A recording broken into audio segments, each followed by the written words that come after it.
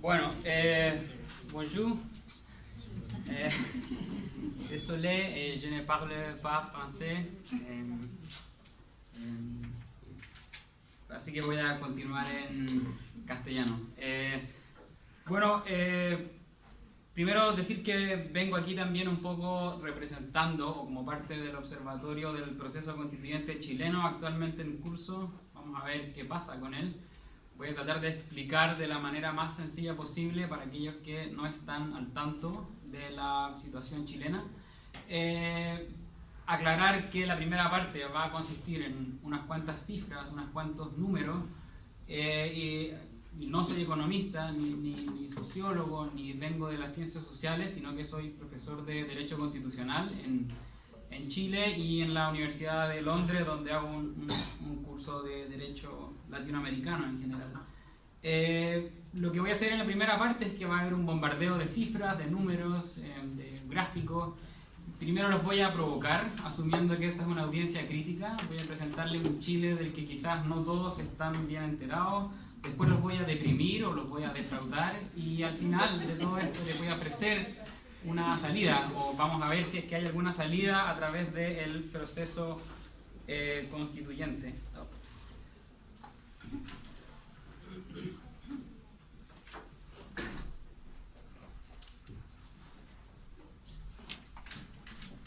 Entonces esta es la estructura de lo que voy a hacer ahora. Voy a dar ciertas cifras, voy a dar ciertas perspectivas en dos dimensiones. Después voy a presentar tres paradojas, una paradoja política, una paradoja económica y una paradoja social. Y después voy a hacer la pregunta, y una pregunta a la audiencia, de si el proceso constituyente actual tiene alguna salida. Bueno, en la primera parte voy a un poco hablar de los dos Chiles, el vaso medio lleno y el vaso medio vacío, que es una expresión que se utiliza en Chile para aquellos que...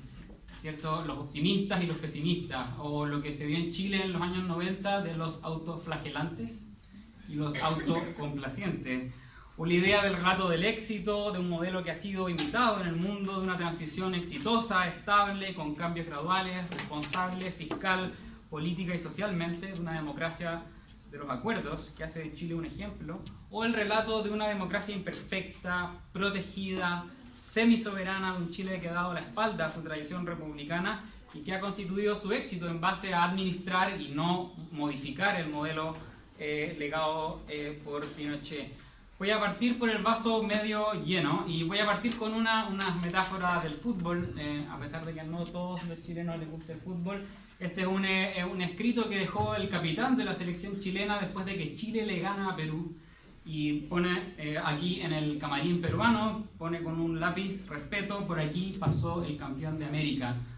Esto es muy decidor de las cifras que les voy a mostrar ahora, porque si vamos a ver en lo que viene el crecimiento de la economía chilena, ustedes van a darse cuenta acá que la economía per cápita, si ustedes ven acá los países latinoamericanos, es Chile el país con la mayor economía per cápita al año 2014, por ejemplo, es decir, la cantidad de ingresos de las personas, o el crecimiento promedio anual en Chile en el periodo entre 1980 y 2014 es definitivamente un relato de éxito para los países, ¿cierto?, que gobiernan las instituciones mundiales económicas.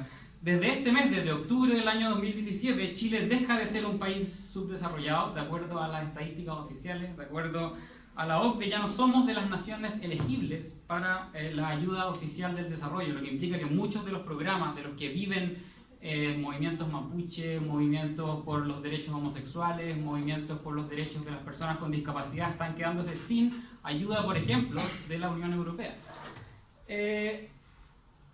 El índice de desarrollo humano, vamos a ver no solamente los indicadores económicos, que es un indicador muy famoso que ocupa las Naciones Unidas desde los años 90, que incluye la esperanza de vida al nacer, por ejemplo, la tasa de alfabetización o la tasa de escolarización de las personas, tanto en el presente como en el futuro. Uno ve que ahí Chile está, después de Estados Unidos y Canadá, como el tercer país con el mayor desarrollo humano de las Américas. Uno ve la evolución del índice de desarrollo humano en Chile en 1980 y 2011, y esto ha sido imitado o de algún modo replicado en varias partes del mundo como un modelo de éxito. ¿Qué pasa si vamos al acceso a la educación?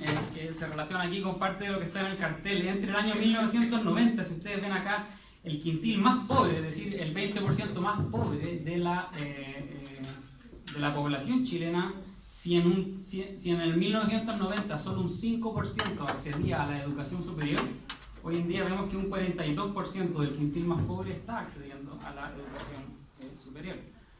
Vamos ahora a los indicadores de desigualdad. Muchos nos dicen, bueno, pero este gobierno partió, por ejemplo, con el diagnóstico de que en Chile la desigualdad era terrible. Bueno, vamos a ver estos 5 indicadores, y aquí sí que los voy a provocar. Si uno ve incluso, no solamente fijándose en el Gini, que es el indicador más tradicional con el que medir la desigualdad en economía, en el que uno se acerca a la posición en que una persona tiene todos los ingresos y el resto no tiene nada y cero, en que todos tienen iguales ingresos. Uno ve que en Chile, entre el año 1990 y el año 2015, el Gini ha bajado. Vamos a ver después, voy a defraudarlo un poco, pero incluso si vamos a indicadores un poco más progresistas, como el indicador Palma, que se usa mucho para medir la desigualdad en América Latina, porque compara a los súper ricos de algún modo con los que están peor, e incluso ha mejorado en términos de la razón entre quintiles, ha disminuido en todos los indicadores, incluso en los indicadores que los economistas tradicionales consideran como un poco más progresistas. Pero no es solo el modelo, no es solo la economía lo que ha mejorado, hay una decidida acción del Estado. Aquí vemos el efecto del impuesto a la renta y las transferencias sobre el coeficiente de Gini en Chile, es decir, la pregunta de si el Estado hace algo en efecto para reducir la desigualdad o si solamente es el efecto del mercado. Aquí nos damos cuenta, aquí en la parte del láser rojo, el año 2009, cuando se hizo la reforma, cuando se incorpora el sistema o el pilar solidario a las pensiones en Chile, a la seguridad social, en efecto, la brecha que existe entre el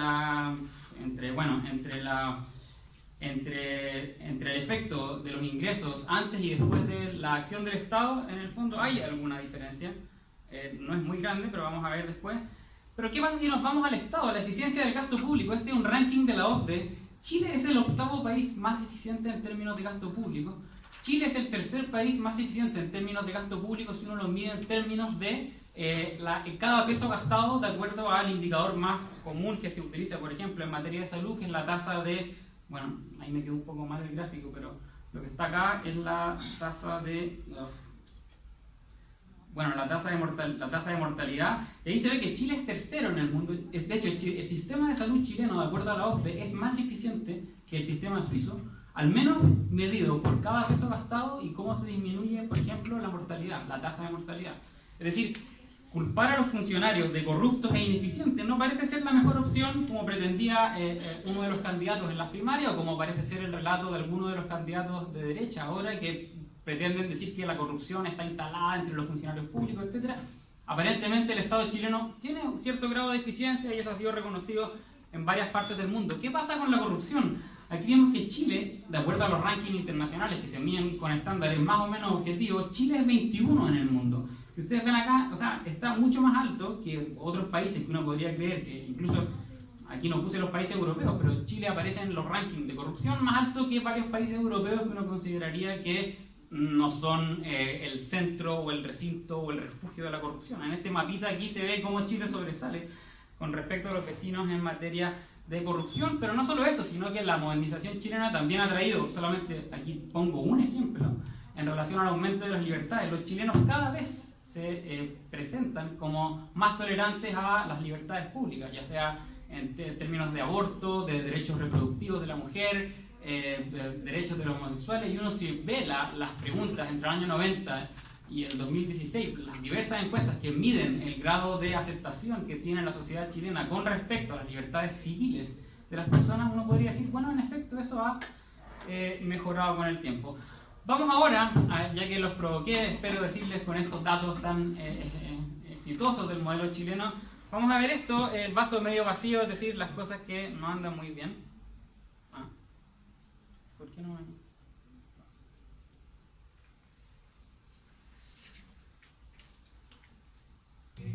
Contraproducente, ahora sí, porque vamos a ver como los llorocitos del barrio porque cada vez que nos va mal... Bueno, esto es después de la eliminación de Chile del Mundial. Es un video muy interesante porque trata de buscar las causas de por qué Chile queda eliminado del Mundial y hace cierta referencia a la transición chilena y es bien interesante la relación que hace un periodista chileno.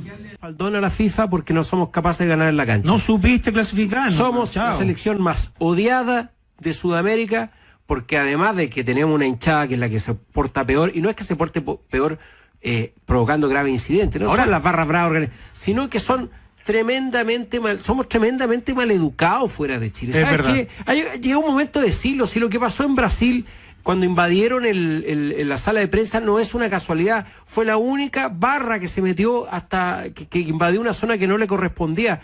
Vamos de maleducado en todo el mundo, no respetamos las culturas diferentes, no respetamos a la gente en su propio país, andan de negro con chetuares, de no sé qué, en todos lados, es una vergüenza. A mí en Sudáfrica se me cayó la cara de vergüenza de cómo los chilenos trataban a los locales. El racismo, el clasismo, la ignorancia. En Rusia igual, puñalada en la Plaza Roja. La falta de educación. Pero ¿sabes qué?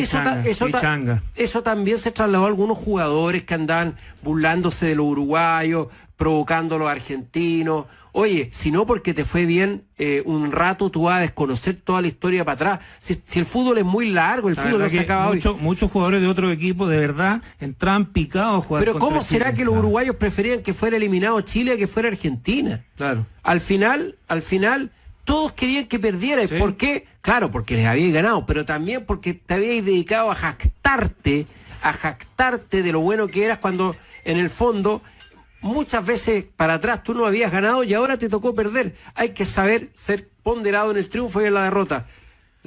Nosotros nos estamos comportando muy mal en todos lados, tanto jugadores como, no todos los jugadores, pero muchos de ellos que andan con la tocada de oreja, la de burlarse, la de provocar, la de decir ahora las declaraciones molestaban mucho, en especial, bueno, uno que es... Bueno, voy a presentar acá la parte más o menos fea, lo que esconde, ¿cierto?, el triunfo de Chile, los éxitos de Chile en el fútbol, pero también las cifras que esconden los éxitos de Chile tanto en la economía como en otras partes. Aquí tenemos un gráfico histórico que es bien notable porque nos dice, bueno, que si bien ha disminuido la desigualdad, si uno lo ve en perspectiva histórica, medido desde el año 1850, que es desde cuando existen datos más o menos confiables, uno ve que la desigualdad más o menos se mantiene casi igual que en la mitad del siglo XIX. Uno ve ahí, por ejemplo, cómo se acrecienta la desigualdad con la acumulación de riquezas mineras. Uno ahí ve, por ejemplo, la decidida acción del Estado, ¿cierto? Un Estado benefactor, cómo va disminuyendo la desigualdad después del año 25, ¿cierto? Después de que llega Arturo Alessandri al poder y hay cierto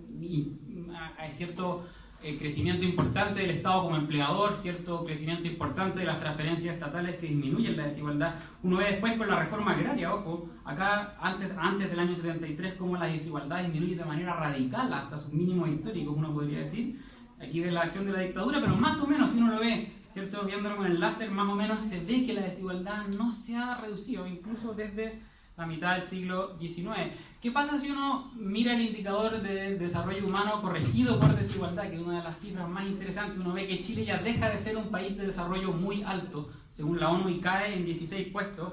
Aquí se ve, ya dejamos de ser un país de desarrollo muy alto cuando corregimos esos indicadores por desigualdad. Por ejemplo, cómo los diferentes grupos socioeconómicos acceden a salud, cómo los diferentes grupos socioeconómicos acceden a educación, cómo la tasa de mortalidad, por ejemplo, se reparte desigualmente entre los diferentes grupos socioeconómicos. Por lo tanto, corregido por desigualdad, el índice de desarrollo humano dejamos de ser considerados como un país muy alto. Acá vamos la desigualdad en el acceso a las competencias básicas, acá en este caso de lectura, medidos por la prueba PISA. Uno ve que Chile es uno de los países en donde hay mayores diferencias entre el quintil más rico y entre el quintil más pobre. Es decir, el quintil más pobre accede a otro tipo de educación que no tiene nada que ver. Hay diversos gráficos que dicen que, por ejemplo, el 7% de la educación chilena, que es educación particular pagada, que no recibe ninguna transferencia del Estado, se compara más o menos con los países desarrollados, y el resto de Chile accede a una educación tan mala como en los países que tienen índices de desarrollo humano muy malos. ¿Qué pasa? Y aquí este cuadro es muy notable, porque lo que hace este cuadro es medir de acuerdo a los datos del servicio electoral, cuáles son los apellidos que tienen más de 200 menciones entre un abogado, un ingeniero o un médico, y aquellos apellidos que no tienen ninguna mención. Si uno ve acá, más o menos los 50 apellidos con mayor porcentaje de profesionales de prestigio ordenados según porcentaje, uno no ve ningún apellido indígena, ¿cierto? O que pueda relacionar o hacer referencia a algún apellido indígena. Uno ve los mates, ¿cierto? Uno ve la aristocracia, o mejor dicho, la herencia de la oligarquía española que recibe las tierras de la colonia española, ¿cierto? Y de ahí sucesivamente hasta Buruaga, Diez, y uno también ve, ¿cierto?, la oligarquía inglesa, la oligarquía británica, que después llega en la mitad del siglo XIX y se hace de las finanzas, de los soportes financieros de la minería, etcétera. Uno también ve algunos apellidos alemanes, ¿cierto?, los Schmidt, por ejemplo, los Klein, o algunos apellidos, ¿cierto?, que hacen referencia a la inmigración alemana en el sur, que fue, ¿cierto?, que se le otorga tierra. Y uno ve los 50 apellidos donde no hay ningún solo profesional de prestigio. Escúchenme, ninguno, ni siquiera una mención. Y uno ve aquí los apellidos. Mira, no los voy a leer todos, solamente les voy a leer algunos: Chauqueman, Calfin, Pailaquehue, Alcapan, Lincopi, Huenupan, Catrinao, Yanquiman. Y en el fondo, lo que está en el origen acá un poco es el gráfico que vimos antes, ¿cierto?, de la desigualdad en perspectiva histórica. Este gráfico también nos demuestra otra cosa. ¿Qué pasa con los súper ricos en Chile cuando uno lo mide por ingresos reales? Y aquí con este gráfico o con estas cifras vamos a cuestionar las cifras de desigualdad que yo les dije antes que parecían ser muy exitosas. Si uno contabiliza no solamente los ingresos retirados o los ingresos que realmente perciben las personas, sino que los ingresos que las personas guardan en el Servicio de Impuestos Internos, es decir, en la agencia tributaria chilena, y que a partir de una norma del año 1980 o de la dictadura, que se considera como un incentivo al ahorro, permite que ciertas personas que tengan sus ingresos y los consideren como inversión y se reinviertan por ejemplo, en cuestiones de la empresa. Por lo tanto, eso no paga impuestos, pero eso sin embargo sigue siendo considerado como un ingreso devengado, ¿cierto?, pero no percibido. Es decir, no les voy a complicar con esto, pero es una manera de medir realmente la desigualdad de ingresos en Chile. Y si uno ve acá, cuánto se lleva el 1% del ingreso nacional, el 1% se lleva el 33%, y el 5% se lleva el 51,5%, lo que hace de Chile, de acuerdo a estos datos corregidos, una de las naciones más desiguales del mundo. ¿Y qué pasa si lo consideramos ahora en términos de salarios básicos? Esto es una medición que hace el Programa de Naciones Unidas de Desarrollo Humano. Más del 50% de los chilenos no recibe un salario que le permite cubrir sus necesidades básicas sin que el Estado ayude en alguna manera con subsidios o con transferencias de otro tipo. Vamos a otro problema, el problema político, que vacía aún más el vaso. Vamos a ver el porcentaje de votos emitidos en elecciones parlamentarias en el mundo. Mientras en toda América Latina sube el porcentaje o la tasa electoral de participación, en los países desarrollados con los que a Chile le gusta compararse o con los que a cierta élite le gusta compararse, baja. Eso uno podría decir es parte de la modernización, obvio. Y uno ve cuál es la caída de Chile entre el año 90 y el 2016, y baja de 86,9 a 50,9. Aquí lo vemos en perspectiva histórica. Esto es una caída bien grande. Estas barras azules que están acá son la tasa de participación electoral, y lo que va arriba en esto es el número de votos. Uno podría ver ahí que la participación en el año, ¿cierto?, en la elección parlamentaria del 89 y en la presidencial del 1990 participa el 87% del padrón electoral. En la última elección participa solamente el 36%, pero no solo eso, sino que cae el número de votos. Uno podría decir que ahí el cambio del voto obligatorio al voto voluntario en Chile influyó, pero vamos a verlo en perspectiva comparada. En Europa, uno de los países con mayor abstención, uno podría decir, es el caso de España, que tiene un 34,1% de abstención, y en América Latina no es el caso. ¿Cuál es el peor país en América Latina en porcentaje o medido por abstención electoral? Es Chile, es decir, las personas no están votando en Chile. Eso es un hecho. Y vamos a ver el porcentaje de caída a nivel mundial. ¿Cuál es el país que más ha caído entre el año 1990 y el 2016? Acá Chile, esa pequeña es el país con la mayor caída en la tasa de participación electoral entre los países más o menos desarrollados. Si uno mira los 4 países en que más ha caído la participación electoral en el mundo, es Libia, Congo, y el primero es Madagascar, y Chile es el segundo. Así que vayamos preocupándonos, porque son los países con los que se compara Chile en términos de la caída de participación electoral, son países con conflictos políticos graves. Madagascar tuvo un golpe de Estado en el año 2009. Todavía, o sea, bueno, más allá de la fauna, que en Madagascar es realmente impresionante, uno podría decir que es un país con graves problemas políticos. Y bueno, en Chile, nosotros dijimos antes, según las cifras, Chile era un ejemplo de democracia estable, consolidada en el mundo. Y ahora vamos a ver algunas cifras peores. ¿Qué pasa con la identificación con los partidos políticos? Esta es una pregunta que se hace desde el año 94, 95, en varias de las encuestas más importantes en Chile. El 83% de los chilenos no se identifica con ningún partido político, y eso ha crecido en el tiempo. Vamos a ver ahora la confianza en instituciones de todo tipo. Fíjense que aquí las que caen, la confianza en las instituciones, es decir, el porcentaje de confianza que los chilenos dicen tener en instituciones públicas, cae, pero no solamente eso, sino que cae en organizaciones como los sindicatos. No solamente caen los partidos políticos, caen las radios, caen las iglesias, caen los diarios. Hoy en día cae Carabineros, el último dato de Carabineros, que era una de las instituciones más interesantes, porque durante la dictadura y una vez recuperada la democracia, muchos de los chilenos creen que Carabineros era una institución republicana, y por tanto como que se recupera, ¿cierto? Y Carabineros tiene una confianza ciudadana muy, muy, muy grande en todo el pueblo chileno, o sea, menos según las encuestas, y eso aún ha caído por los últimos casos de corrupción. Después de las marchas estudiantiles también cayó mucho con las protestas, pero es radicalmente fuerte esta cifra. ¿Qué pasa si vemos la confianza o desconfianza interpersonal, que se mide en varios indicadores? Uno ve que no solamente cae la confianza en las instituciones, sino que cae la desconfianza interpersonal, y hay una directa relación. Aquí vemos los dos gráficos, el gráfico azul pequeño, ¿cierto?, que es el que mide la confianza interpersonal, y el gráfico naranjo, ¿cierto?, que mide la confianza solamente en partidos políticos, pero uno ve que más o menos caen de la misma manera. Así como los chilenos dejan de confiar en sus vecinos, así como los chilenos dejan de confiar en sus sindicatos, así como los chilenos dejan de confiar en sus juntas de vecinos, también dejan de confiar en las instituciones políticas. Es una manera del que se vayan todos, ¿cierto?, que se repitió en Argentina después de la crisis, ¿cierto?, cuando ya no había aparentemente lugar para una crisis institucional más grande, y en que el pueblo argentino pedía, ¿cierto?, que se vayan todos. Bueno, esta es la caída, es decir, el gráfico azul mide el porcentaje de rechazo en el año 2010, y el gráfico rojo, bueno, aquí siempre me llaman mal estos gráficos, pero bueno, y el gráfico rojo mide el grado de rechazo. ¿Cuán extendida cree usted que está la corrupción en cada una de estas instituciones? Nosotros, si lo comparamos con los datos de corrupción, con los índices de transparencia que yo les dije anteriormente, esto definitivamente no tiene ningún correlato en la realidad. Es muy difícil leer la realidad chilena. En 20 años la sociedad chilena ha cambiado mucho, de manera muy, muy, muy rápido. Y uno ve acá el porcentaje de corrupción que las personas creen que existen en los partidos políticos, en los congresos, pero también en las empresas privadas, también en instituciones privadas.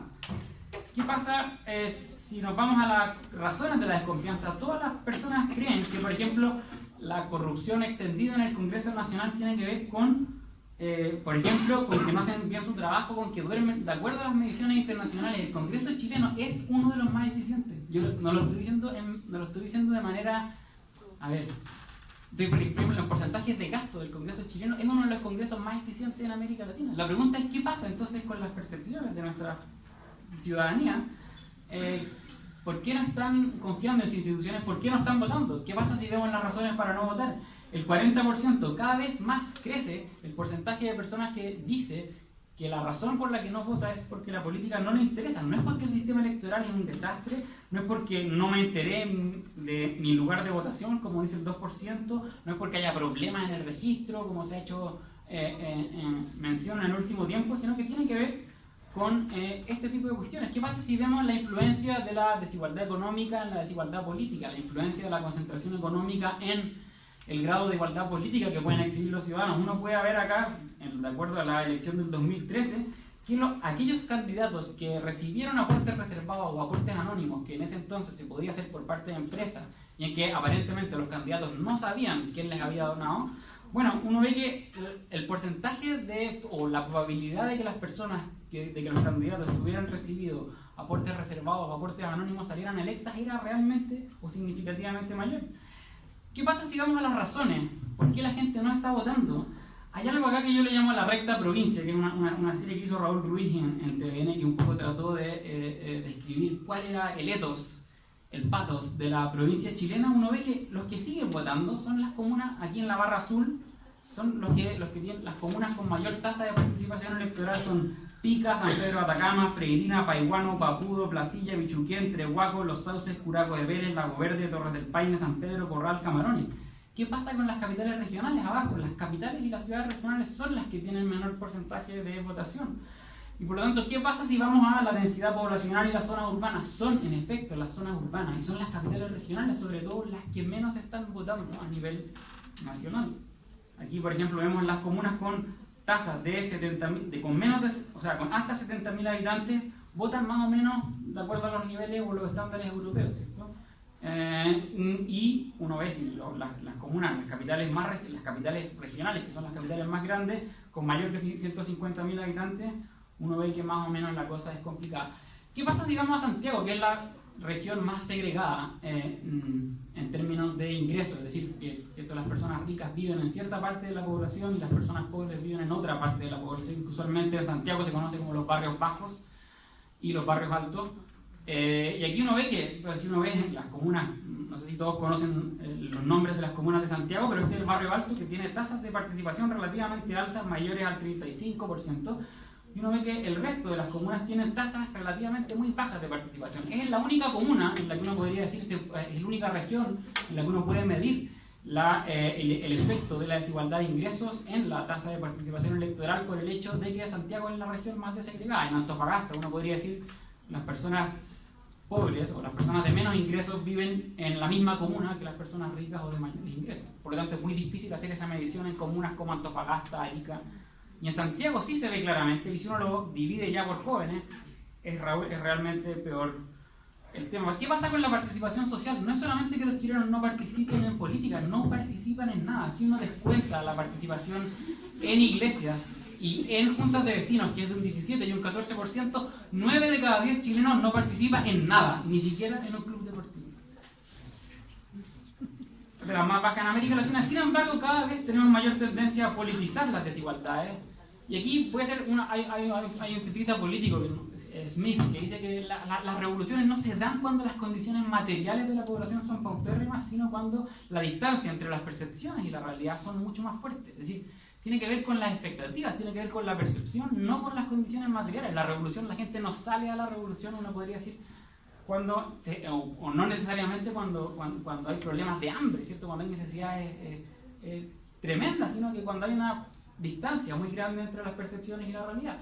¿Qué pasa con el cuestionamiento del modelo? Si uno mide el año 2000 y entre el año 2016, el rechazo a la idea de que las personas que tengan más dinero puedan pagar y por eso acceder a una mayor o una mejor educación para sus hijos, o sea, crece el rechazo a esa afirmación, tanto en materia de salud como en educación. Si uno mide en términos de hoy en día, hay algo muy extraño, ¿cierto? Con estos datos de participación electoral y participación social que yo les di que son tan terribles, pero que hoy en día uno ve que los chilenos están cada vez más reacios a pensar que es correcto que las personas puedan pagar por acceder a una educación de mejor calidad o a una salud de mejor calidad.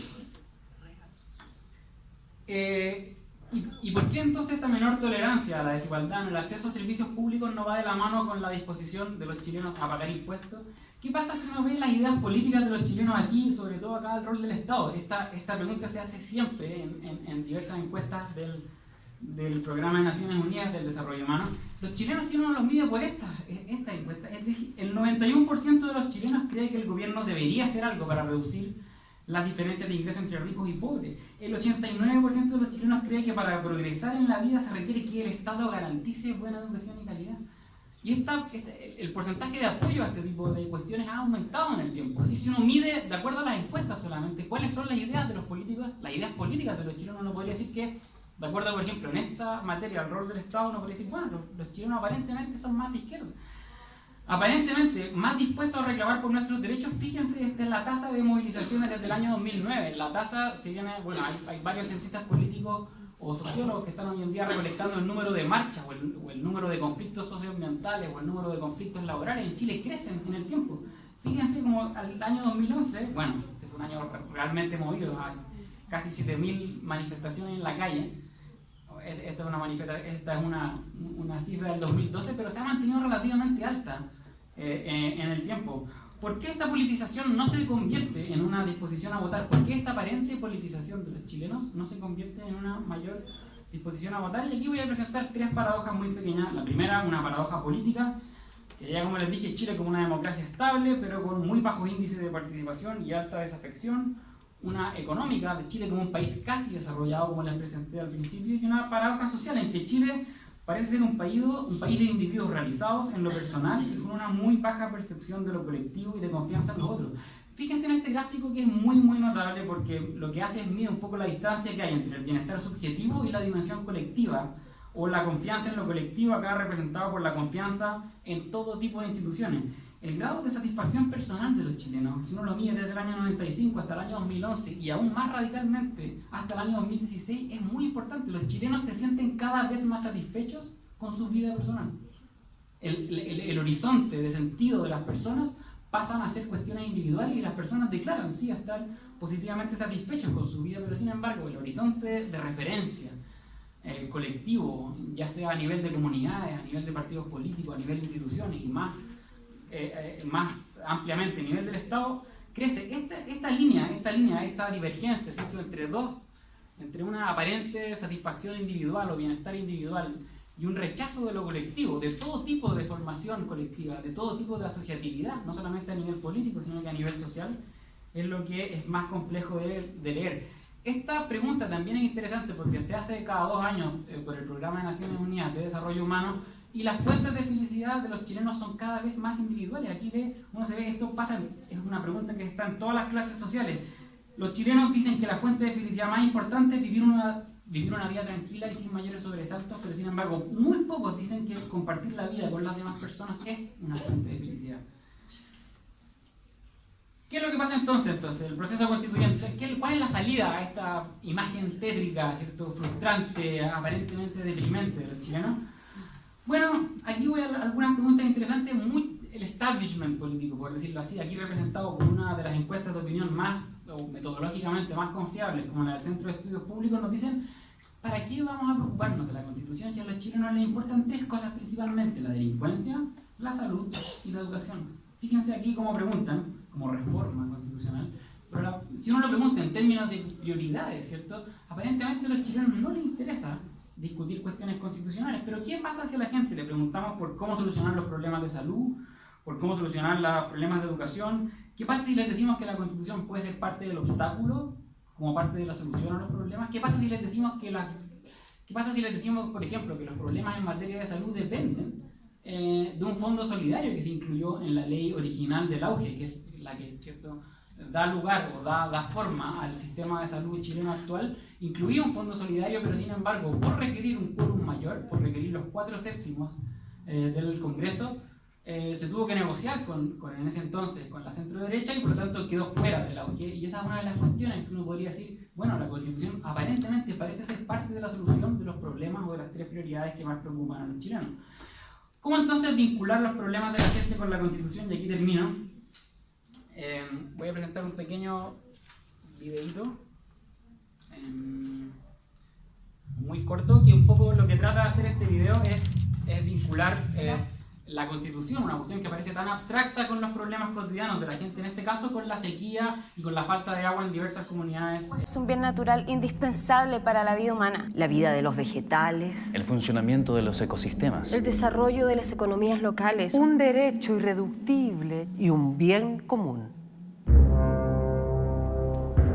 La Constitución Política del año 1980, fraguada en dictadura, en su artículo 19, numeral 24, señala, comillas, los derechos de los particulares. de los particulares sobre las aguas. De los particulares sobre las aguas. Reconocidos o constituidos en conformidad a la ley, otorgarán a sus titulares la propiedad sobre ellos. Nunca entendí eso. Este artículo fue promulgado en octubre de 1981. El Código de Aguas mercantiliza, separa la propiedad del agua del dominio de la tierra, la reconoce como un bien público, pero también como un bien económico. Concede los derechos de aprovechamiento de aguas a los particulares de forma gratuita y perpetua. Gratuita y perpetua. Y ha sido perfeccionado. Perfeccionado por cada uno de los gobiernos democráticos hasta el día de hoy. ¿Somos secos? Estamos secos. Secos.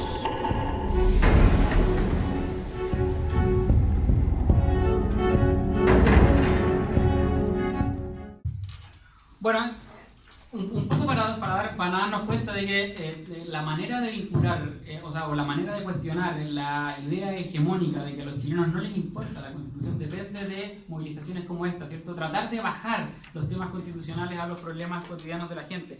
Podemos sacar algo en limpio de todo esto. ¿Es el proceso constituyente una salida al malestar actual?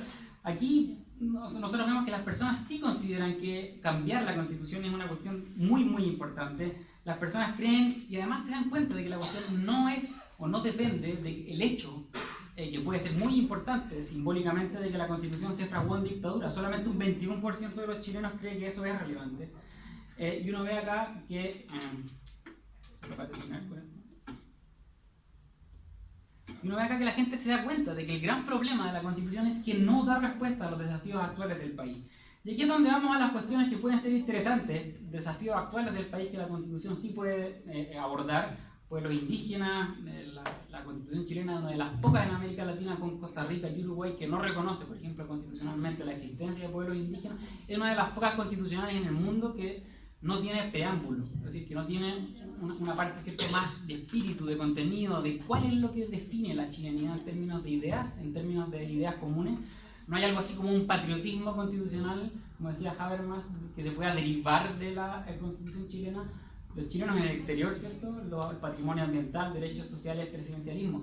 Fíjense cómo aumenta la identificación con los pueblos indígenas. Hoy en día, más de 1 millón, y hoy en día proyectado al año de hoy, casi 1.700.000 chilenos se considera como parte de un pueblo indígena. Eso se acerca casi a los porcentajes de población que se considera indígena en Ecuador o en otros países que uno diría aparentemente tienen una mayor población indígena en el mundo. Y aquí, solamente para terminar, Chile es el país en que más ha crecido la inmigración en el último tiempo. Acá, medido entre el año 2010 y 2015, Chile aumenta de una tasa de un 4,9%. Hoy en día hay casi 700.000 extranjeros viviendo en Chile. Chile es hoy en día el primer país receptor de inmigración extranjera en términos al menos porcentuales, y tenemos aún así que casi 900.000 chilenos viven en el extranjero. Y por lo tanto la pregunta que yo les hago a ustedes: ¿es el proceso constituyente una ocasión para generar instancias de cohesión social, para repensar el Chile del futuro, para intentar reparar algunas de las heridas que arrastra nuestra historia? Y aquí la gente se da cuenta de que la opción es definitivamente una asamblea constituyente, porque las instituciones actualmente no dan abasto. Aquí les dejo un pequeño gráfico de la opción. No voy a incitar al voto de ningún candidato, a nadie, por favor. Espero que ustedes más o menos, aquí está un pequeño gráfico que tiene que ver con las elecciones del próximo 19 de noviembre y qué es lo que pasa en materia constitucional, y la pregunta de si acaso puede la Constitución un poco tratar de abordar estas cifras complejas. La sociedad chilena ha cambiado en 20 años, no es tan fácil leer, hay un relato meritocrático que está en las personas, ¿cierto? Las madres solteras hoy en día en Chile creen que tienen un relato del esfuerzo, de la individualidad, hay un horizonte de sentido que sí es importante. Y no tiene por qué todo ser descartado como parte del neoliberalismo, como parte de los efectos nocivos del mercado. Y la pregunta es: ¿qué podemos rescatar de eso? ¿Qué podemos rescatar de ese bienestar subjetivo, de esa aparente modernización que en Chile ha entregado o en la que han emergido espacios de individualidad, ¿cierto? Causa animal, causa, uno podría decir, de los derechos de los homosexuales. Eso sería la idea. De ahí les puedo dar todas las fuentes mucho mejor, pero eso sería...